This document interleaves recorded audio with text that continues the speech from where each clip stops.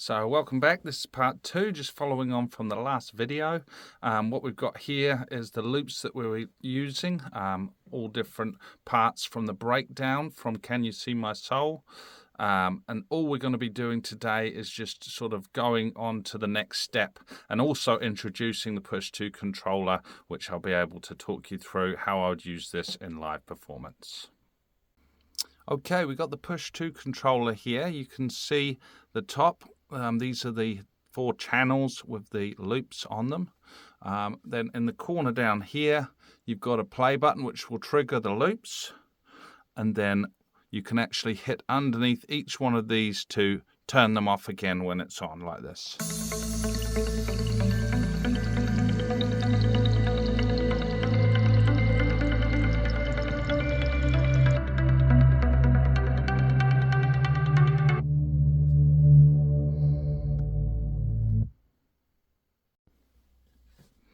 Now, if I was doing a live performance with this track, I would put it into mix mode, which is just up here on the corner.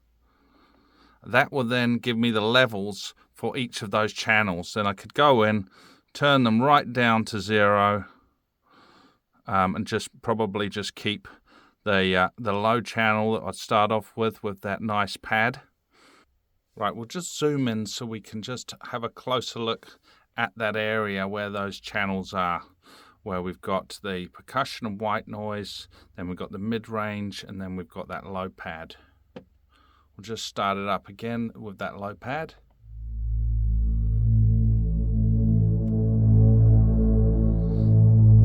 Now, as you can see, we've got these knobs along the top which allow you to change the volume of each one of those channels. So we'll start to bring in the percussion, white noise, and the high-end frequencies.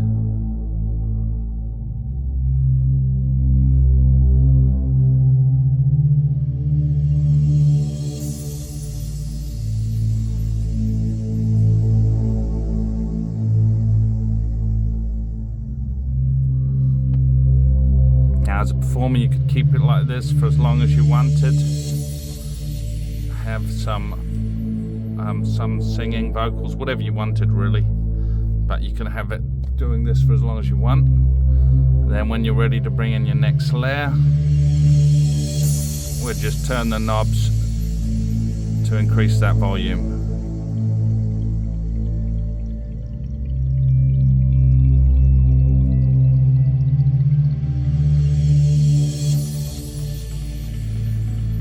Same with the main melody.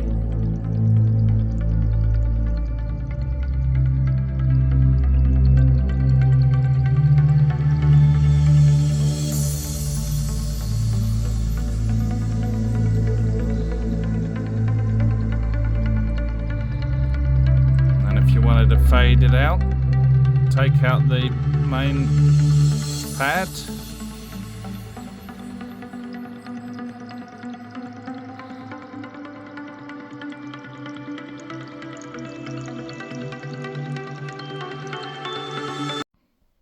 Now, if you wanted to loop it for longer, then you want to look for this area here.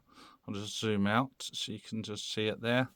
And what you'd want to do is you just want to extend this so that it covers the whole of the track in terms of the loops.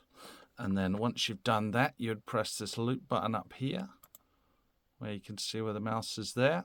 And then that would allow the whole loop of 6 minutes something to loop over. And I'll just play up from here so you can hear what that would sound like. It won't be a seamless transition, but if you wanted to extend it and you hadn't prepared to go longer before you arrived in creating these loops, then it would sound like this. And you could just do another 6 and a bit minutes or whatever you made your loops length to.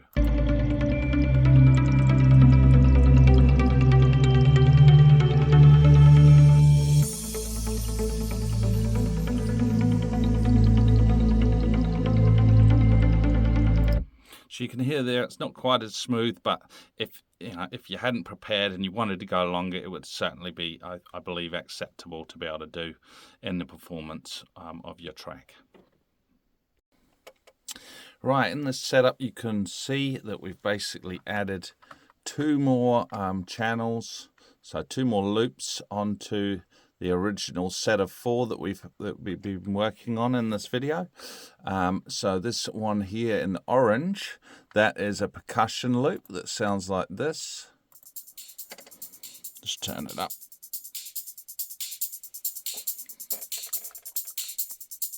And then down the bottom is a different bass line that I've actually been making up, quite a few different bass lines. So this one I was making up for a techno track, but I quite like, you know, how it sounds. So that's the other thing you can consider, you know, when you're doing this to keep the creative flow going, is to actually look for, you know, try other things out. You know, I was making all of these in 140 BPM. More for the sort of dance music that I'm creating within the trance genre.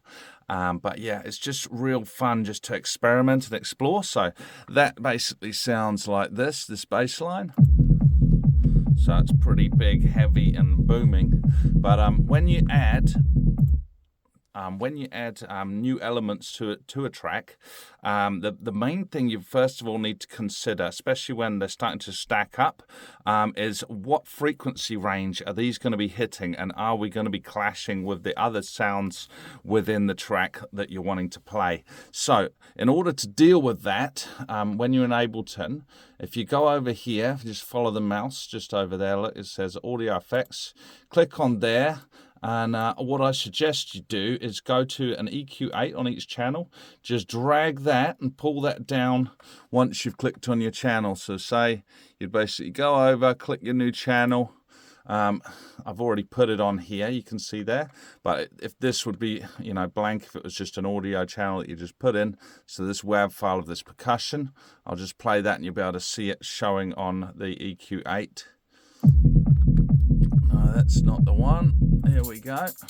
Okay, so you can see here's the little area here.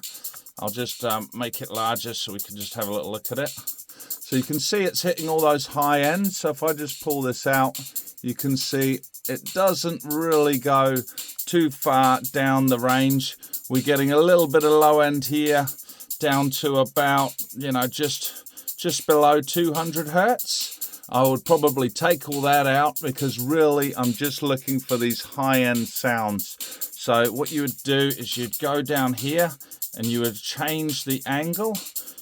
You can decide, you know, what you're wanting it to be down here in terms of, are you going to be doing a cut or are you doing a lift? So you just, basically I just got a nice cut on here. So I'd select that second one down, which gives you this nice sort of graduated slope. And then I'd pull that up on this first one and just see what you want it to sound like. I'd probably play this with the other elements, so just to see how it actually fits together. So we will just do that. There we go. I'll just take off the beat. I'll put those other ones back in so we can just hear. So at the moment it's all clashing quite a bit.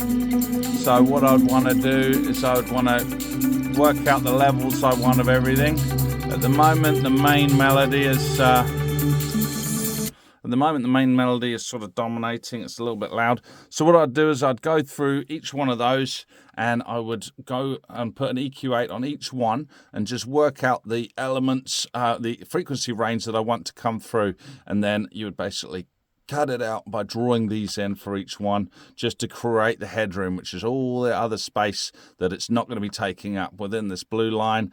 That is the area that is going to be basically of that different channels going to be playing. So you can see here it's like absolutely gone ballistic up there, so you know, really pulled that back. So I'm just going to pull that level down on that one.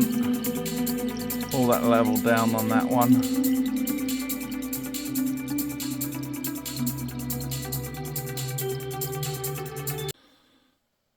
I would highly recommend, if you're doing these, especially with live performance, get yourself some decent headphones that are going to be able to monitor these levels and just give you a clearer sound.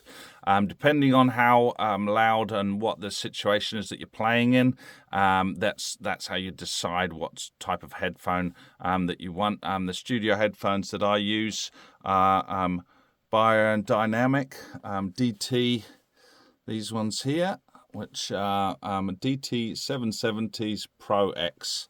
They're really good sort of bang for your buck in terms of, you know, what you're getting for the amount that you pay for them. I think they're probably like $400 New Zealand, something like that. But highly recommend these. They give you a massive amount of clarity and just really great precision in terms of hearing all of the elements that you're wanting to work on, and just they've really helped within all of my mixing. Another thing you really want to consider is also what is the sound system, the speakers that you're going to be playing your set through. It's really important when you do a sound check just to go and test out what you've got playing, because it's going to sound very different to what you've been practicing at home on whatever speakers you got at home as to what it would be if you were doing it at a big live set with a whole lot of massive speakers in a bigger room. So you're going to need to, you know, EQ and probably change a few bits during your sound check just to get it sounding right. You might have, you know, people that can do this for you, but I think if you can tune it a little bit yourself so that you know the sort of sound that you're looking for, I think then you know it won't be as big a distraction when you're actually doing the live performance yourself.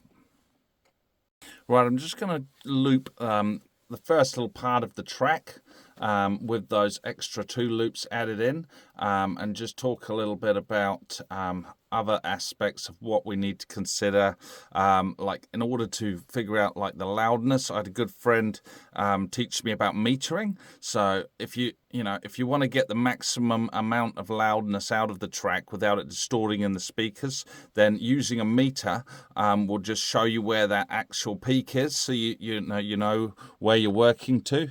You can obviously look in here and see if it's clipping or going over these areas, but my friend just basically taught me to use a meter to basically give you that peak loudness. This is really looking at the low end, so so that you're not getting a distorted boom within those lower frequencies. So this is the meter here, and he said you just want to be getting it just so it's around that 0.1, and then you know that it's not going to be going over those levels, but you're getting that maximum loudness. So you can see it coming through here.